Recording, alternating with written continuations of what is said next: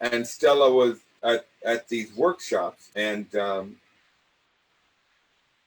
she said, no, no, no, this isn't right. This isn't the right, this isn't the right, this isn't the right thing. There was one pivotal exercise that Stella thought that Stanislavski got wrong, and that was emotional memory. He wanted Stella to think back on her past when things were horrible, or when she was a child. And she said, I don't want to do that. That's not what he said. And he said, yes, he did. And she said, I'm gone. And she went to find out, this was years later, and this is when Stanislavski was ailing and he lived in Paris and dying in Paris. And Stella went there and met with him for 8 weeks and went over the technique and went over and had a stenographer that was in Russian and a stenographer was in English and went over the technique over and over to implement acting into the American world.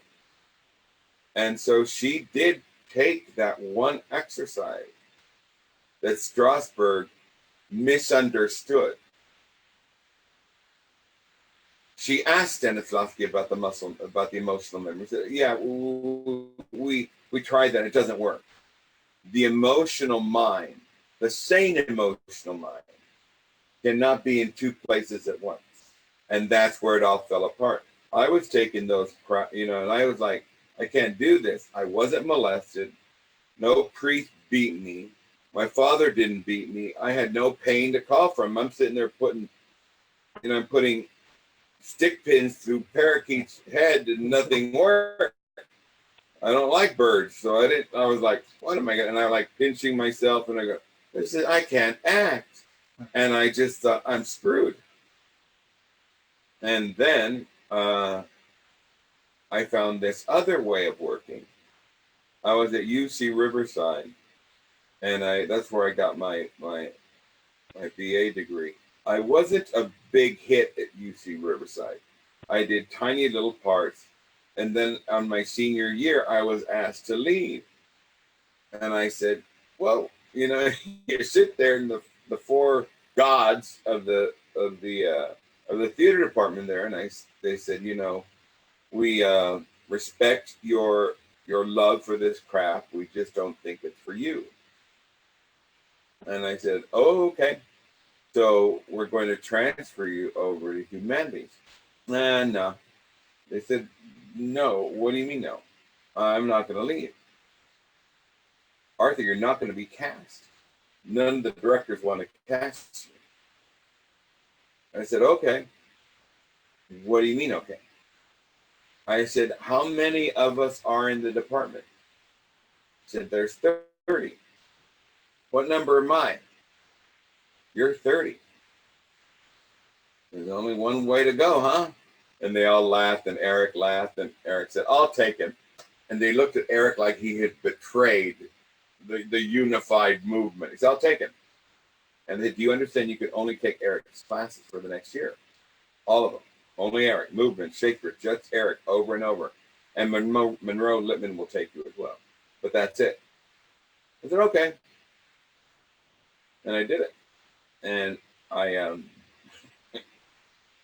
it didn't mean I earned this by catharsis, this great work ethic. One of the first monologues Eric assigned me in Shakespeare was Romeo and Juliet. And he asked me to do this great speech of Benvolio when Benvolio comes before the Duke and he said, look, this is what happened, this is what happened. But there's a misunderstanding about who killed who. And I did it, and it was okay. He said, Eric, that's interesting. He started talking about, the sequence and the images. And he said, let's talk about the part where Benvolio has problems with his parents at the end of the play. What do you think about that? I said, well, I think, Benvolio had some good points, but it was good that he listened to his dad. Eric said, Arthur, there are no parents of Benvolio in Romeo and Juliet. You memorized his speech, didn't you? I said, yes. Read the play. I want to see it again next week. Busted. So the word lazy no student I have, and some come close, but the definition of lazy, Arthur Mendoza, you know, college picture was there. And I don't know how it all happened, but somehow it all turned around. And I don't remember the day, but I was middle, you know, I never felt picked at anything. You know, I danced and stuff, but I was a good dancer and I could lift all the girls, and, you know, the little Queenie dancers in front couldn't lift stuff. So I was in the back lifting the girls. And Monroe Littman, I was walking, hey, Arthur, come here. I said, hey, Monroe, what are you going to do after graduation? I said, go to New York. I'm going to go to LA and try to, well, you ever think about graduate school? No, no more school. I can't do any more school. I'm done. I wrote every paper. I've done, I can't. I said, well, I have a friend of mine at UC San Diego, and they're about to change San Diego into the La Jolla Playhouse and try to, you know, they're going to house it there, and there'll be some interesting possibilities. I said, no, I don't want to go. And he said, would you just try and audition, see if you get in? And I wanted to get into Juilliard. The only place I would go for any kind of schooling after, I want to go to Juilliard. Alan Schneider was in Juilliard, he was a famous director. I knew about him, and it was New York. Once you were in New York, all the students would eventually get work on Broadway. And so there was a League of Professional Actor Training School, and they were always in San Francisco. They have some in Chicago, some in somewhere else, but the three times, and I was going up to San Francisco to audition for Juilliard. So I had my audition all set up, and I flew up there, had a hotel room across the street, and I got there early, and I was stretching and stuff. And North Carolina said, are you here for us? I said, no, I'm here for Juilliard. Would you like to audition for us? I said, well, just, you know, you can warm up. I said, all right. So I auditioned for them. Then ACTC, you want to audition for us? When ACT, so I started auditioning for all these people because I had time before Juilliard. So I auditioned for all these places and did Juilliard, and then went back home. And I had auditioned for Chorus Line, the road tour. So I got called back, and I was going to, you had to go into the Amundsen Theater for, I was one of 9,000 called back. And my mom gave me this mail, and she said, here, read this, you got your mail. So I took the mail, and I'm stretching in the hallway, and I'm opening up all of these acceptance letters from SMU, North Carolina. I was accepted all these graduate schools. And I went, there's got to be a mistake. And the one letter, the last one, was Juilliard, and they were saying there was no place for me there, but they would like me to audition next year. My heart was broken. And that's the only time I've ever cried. I cried twice. When I lost Torch Song Trilogy for the third time, and when I lost Juilliard. And I really cried, and I let them get to me. And I said I'd never let them get to me. I would never let the industry, I would never let the body of people that judge me, I'd never let them make me cry. I was crying. Because I saw my whole life in Juilliard. I was going to dance on Broadway, meet Bob Fosse. I mean, I had my whole life in my imagination. And so I didn't want to go to any of these graduate schools. And so I didn't answer any of them. And I'm at work at the flower shop, which you never were allowed to get personal phone calls. And with my mom and my sister, there's a man, and he's got to talk to Arthur. Can he get this phone call? And David said, sure. And to make a call, and it was UC San Diego. And they said, hey, Arthur. I said, hi. We haven't heard a return letter from you. I said, no, I don't know if I want. What did you understand the letter? I said, kinda. Well, let me repeat it to you. You will get full scholarship for 3.5 years. You will get lodging paid for. You'll get a food stipend on a card. And you don't have to teach. Most graduate students teach. You don't have to teach except to study. Does that appeal to you? I said, oh, and by the way, we think you'll be very happy with who's coming to teach for it. I can't tell you now, but you just have to trust me. all right. So I signed the paper and I went. So I get to UC San Diego, and there's Alan Schneider. He was leaving Juilliard, the man I wanted to study with. And I went, damn. Every time I allowed the fates to carry me, and I didn't get in there and screw it up, it worked out. And I worked with Alan Schneider for 3.5 years. And then we have to go on an internship on the 2.5 year. And of course, I'm already, trying to screw stuff up. Evita was in town. They were doing, national tour auditions. So I went to the audition. I got a call back. I told one of the girls in class, I said, I'm going to the callback next. What about your scholarship? No, get out of it. And so Alan called me and said, hey, I said, congratulations. I said, on what?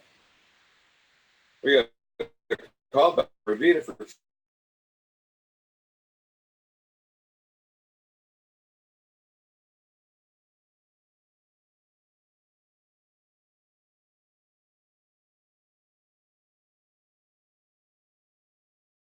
Are you having second thoughts? Yeah. See you Monday. I said, all right.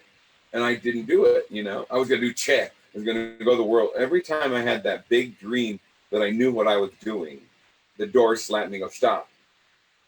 And I got an introduction letter, and I went to New York and met Stella.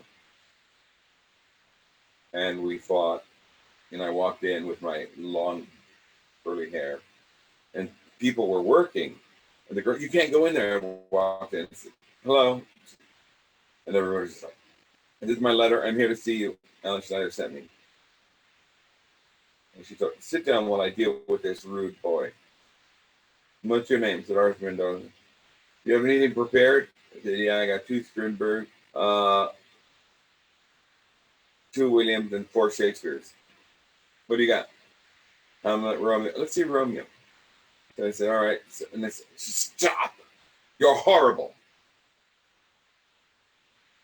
And I said, it didn't get started. Yes, you've already destroyed it.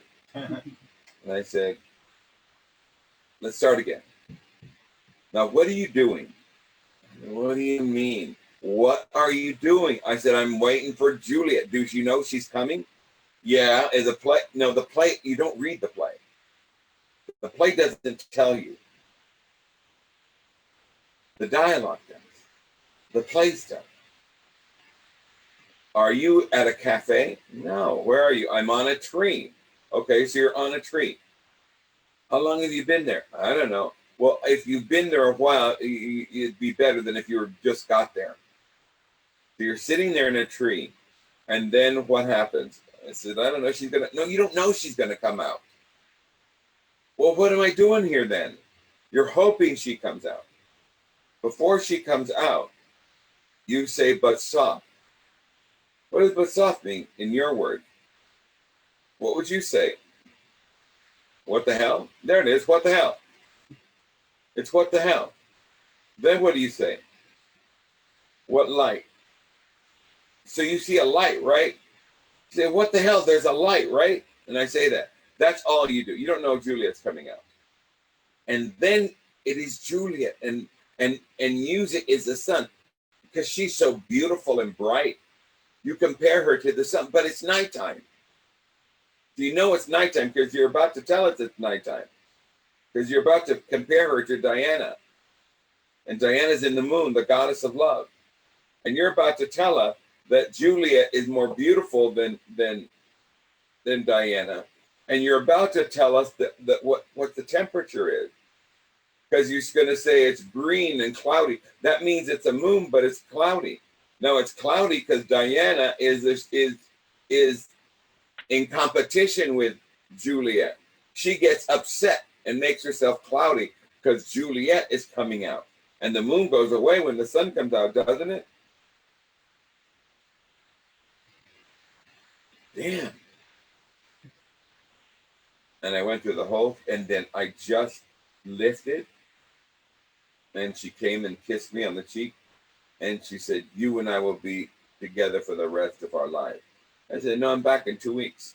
She said, no, you won't. I said, I got to go back. No, I said, I got to go back. And she pulled my hair, and I'm like standing there. And she said, this is a Mexican Latino man. born from the Mayan of the Incas. I'm a Jewish broad from Odessa. I have no right to talk to him like this. She said, how do you feel, darling? I said, well, I know I'm from Incas and Mayans, but I'm still kind of, she said, go sit down. And we began. And I worked with her. And I left. She was angry, of course. And then cut to a lot, like a year later, she would never come to LA because she hated the actors in LA and movies. She didn't call them actors. She called them models.